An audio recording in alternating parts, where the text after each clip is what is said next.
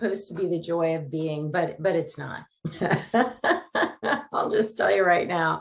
I saw the movie again. I haven't seen it in a while, called It's a Wonderful Life. Anyone know that movie with Jimmy Stewart?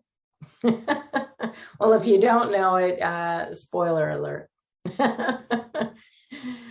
Because I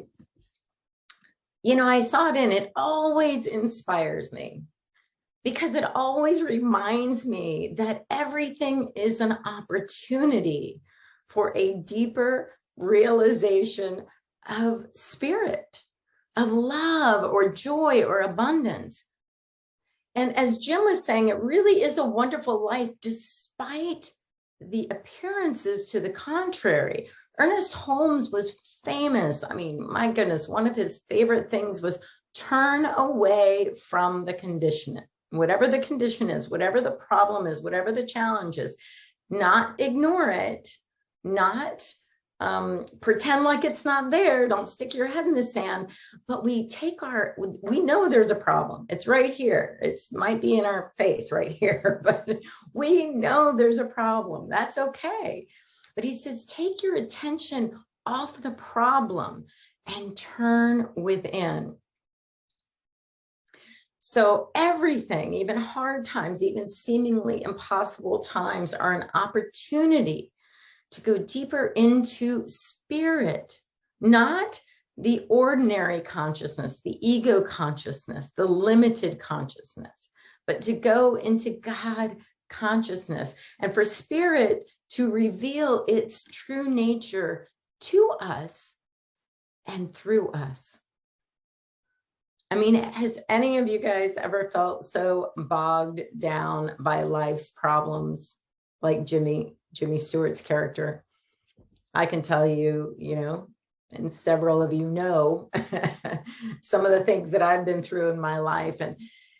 And I know it does not feel wonderful. It does not feel like a wonderful life. It feels like, we're out there troubleshooting one big problem. And then there's this other problem looming on the horizon, and you run around and we're putting Band-Aids on that one, and another one comes up. And it takes a lot of energy and a lot of effort to do that. The doing of that is so full of energy. But, I've been blessed with this teaching, and we have all been blessed with the inspiration in movies like It's a Wonderful Life. And it teaches us this powerful lesson because it shows us that fundamental truth, that any and all of life's problems become our greatest opportunities to know and to realize spirit as love. Jimmy Stewart's character, George, was, when the problem happened, all he could see was the problem. Isn't that interesting? With all the love. And then, of course, he saw the little problems all piled on top of it. The door handle was broken, the heater wasn't working, the kids were running around, whatever it was. Like they were just piling up. And it didn't look or feel like a wonderful life. And then the big problem hits. And all he could see was the problem. And so we know, or I should say the lesson is to remember that the first thing we can do is shift our attention away from the problem and turning within to know the truth of our being. The second thing we do is shift our perception. And this is my own little twist, from problem to project. Some of you know that I just love this term. Shift our perception from problem to project. Because when we look at problems, for someone like me, the way my mind works, I see problems and I can become overwhelmed where to begin. But a project is like, take a step, take a step, take a step, take a chunk, do this part, call this person. A project is, a beginning, a middle, and an end. It's bite-sized pieces. So we shift our attention, we turn within, we shift our perception. We decide that there's a project that we're working on, that Spirit's guiding us to resolve. And then we know that love not, of course, romantic love, not a familial love, but the love of spirit, the love of life can always solve every single one of our problems. Not love in the abstract, but love in the present moment. Love is a verb, as this profound experience. You know, in that movie, George didn't just love his family. He loved the community. He loved the extended family. He loved the land. He loved his job.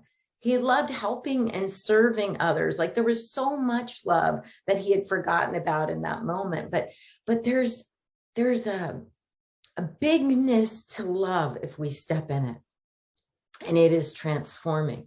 You know, I was reminded this week that there are things outside of us when we stand in a line, or when we see something happening that is really agitating us. When we are in love, you know, love is never confused by a situation.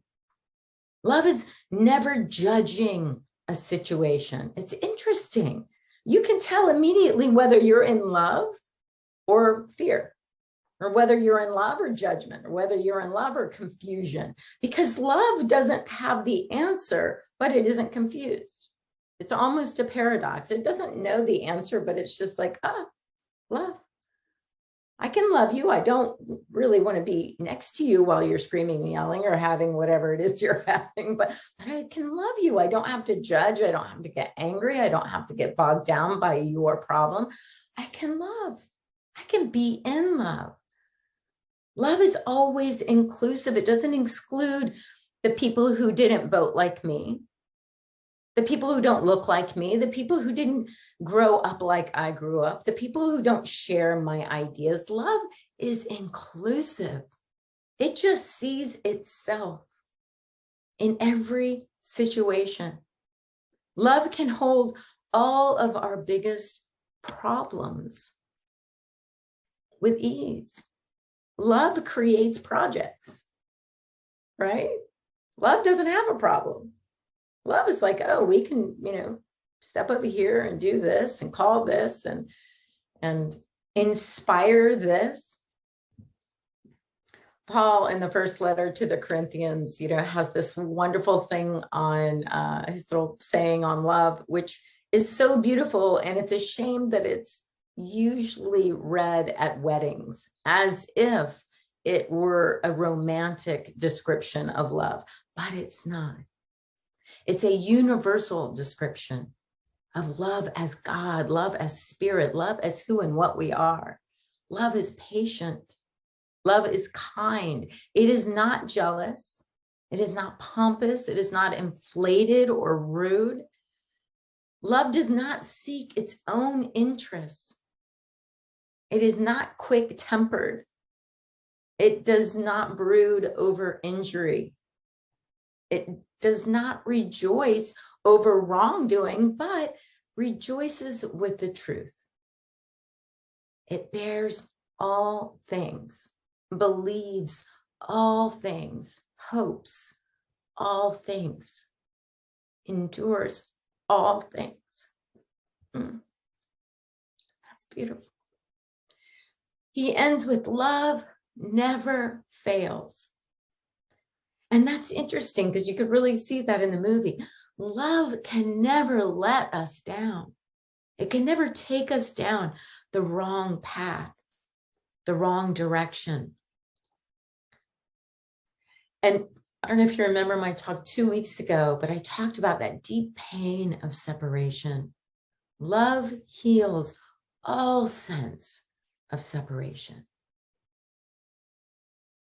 You know, recently on December 8th was the celebration of Bodhi Day, the day in which the Buddha attained enlightenment. Our best day or our worst day is an opportunity for us to wake up to the truth. Doesn't matter what's happening out there. Our best day or our worst day is our opportunity to live enlightened, to wake up to love. And in this holiday season, we may experience many opportunities to remember and to recognize a wholeness and oneness. We may be stuck in traffic, waiting in long lines, or miss some holiday party because of some last minute work we weren't prepared for. And those are kind of the mild things, right? We may receive a surprising diagnosis or experience a great loss. And still, we are invited to participate in this wonderful life, because we can remember, regardless of what is happening, we can shift our attention, turn within and know the truth of our being. We can remember, whether it's a moment of disappointment, of waiting, of limitation, it's another moment that we can shift our perception from problem to project. And we can call upon the activity of love to pull us through to that enlightened moment, to experience this wonderful life, regardless of what it looks like is happening. And we all can probably remember what happens when we experience something that seems unbearable. The sickness of a child or our own. Just like in the movie, we might wonder for a moment, God, if our community, our family might have been better off without us. But what happens, as it did in the movie, when we turn it around and we remember that we're all interconnected, that nothing is happening to one of us. There's not one thing that happens to one of us. It's happening to all of us. Spirit can't exist without each of us. The all that there is cannot be all that there is without each of us. And life cannot be whole or wholly expressed without our uniqueness. That's how special and unique each of us is. George had Clarence, his angel, and we have each other. We have these teachings, we have these classes, we have our visioning class coming up, we have each other's emails or phone numbers. We get to lift each other up and remember that something isn't just happening to me, it's happening. And we interconnectedly are taking part in it. And I think it's amazing when we look back, at least when I look back, I can remember and I can tell, just like in the movie, that even my mistakes have affected those around me in some cosmic way for good, including myself. That's easy. But even those around me, that my mistakes have somehow created some cosmic good for the whole. It doesn't matter that we can't see it. It matters that we forgive ourselves, that we forgive others, and that we continue to seek the good, the God in all things, little and big, the things that we judge as good or bad, the things that we call mistakes or heroic deeds, the things that we call problems or projects. We may never know the lives that we've touched, the healings that have occurred because of us, because of our prayer, because of our love. The friendships that have come together.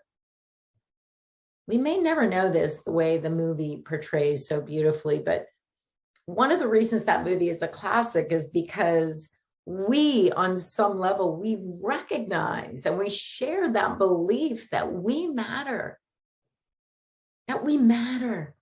Our lives matter to those around us, and our lives are so very important to the expression of spirit itself. And the interesting thing is, When we know this for ourselves, we can see that for each and every person. Again, for all those people who aren't like me, if I know that I matter, I can see and know the truth that they matter, regardless of what they're going through, regardless of appearances.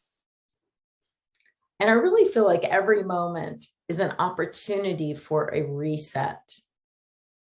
You know, a reset. We just like sort of, I mean, almost exactly like the movie. You have this moment of despair, this moment of giving up, this moment of surrender. And isn't that interesting that that's when the angel comes, you know, and this complete moment of absolute despair, that there is a reset button. Not necessarily an easy button, like that's Staples or something, right? The easy button. Maybe it's not so easy, but it's a reset button. There's always a chance to reset. And we may not be able, of course, to change the event that has transpired in the outer world of form, but just as in the movie, when the money was lost, we can shift our attention. We can turn within and recognize that there is only love or fear. I choose love. We shift our perception that this is a project and there is a solution to this project. It is leading me towards a greater and greater expression of myself. And the most profound truth, that love, this deep, rich, profound love, can solve every one of my projects. Love as an activity. And in the movie, of course, the community comes together and pulls together to pay this debt. And that's outside the box. You know, that wasn't a possibility before. It wasn't a thing that someone like George would go and ask everybody for money. But it becomes a possibility when we do those things. We turn within, we consciousness first. We reset our perspective to consciousness first. We shift the perception from problem to project, and we experience love. That allows us to step outside the box we've created. When we let go of the experience of fear, of lack or limitation, and we embrace that true self, our true identity, a solution presents itself, and we experience this wonderful life on a more profound level than we did before. You know, it's interesting because in the movie, you can see that nothing really shifted in George's life except his perception. Nothing shifted except his inner way of seeing things. And that allowed, then everything changed. Because now the broken house is beautiful again. The love in the family is beautiful again. Everything, every little thing sparkles and is enlightened again. And that is the power of resetting ourselves in spirit. The same creative force that created the sun and the moon and the stars is the creative force that created us in its image and likeness.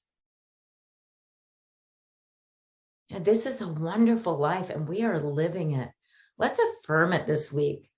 And always, it's a wonderful life, and I am living it. When we take a bite of food and we are nourished by it, we can say it's a wonderful life, and I am living it. When we are standing next to friends and family, it doesn't matter that they think like we think, but we can see and sense the connection, the interconnectedness of our lives, and say, it's a wonderful life, and I am living it. We feel the sun on our face. It's a wonderful life, and I'm living it fully and completely. We're standing in line, listening to the holiday music. We can just sway to the music and remember it is a wonderful life and I am living it. You know, we're either in nirvana, that state of grace, that state of living this wonderful life, or we're in fear. And any moment spent in fear means we can choose to be on our way to that moment. You know, does that make sense? We're either in nirvana or we're on our way there. If we've become distracted, we just turn our attention. We turn within. Consciousness first. We shift our perception, problem to project, and we know that love is guiding us. And we're back in that state of living a wonderful life. We're living in that moment a wonderful life. And the solutions unfold in ways we could not have imagined. It is closer to us than our breathing. It is nearer to us than our hands and our feet. This wonderful life. We just shift our perception and claim that every seeming challenge is a project that spirit, that love, that joy as me can resolve. And we move closer and closer to wholeness and oneness. And yeah, we claim all week long, it's a wonderful life and I am living it.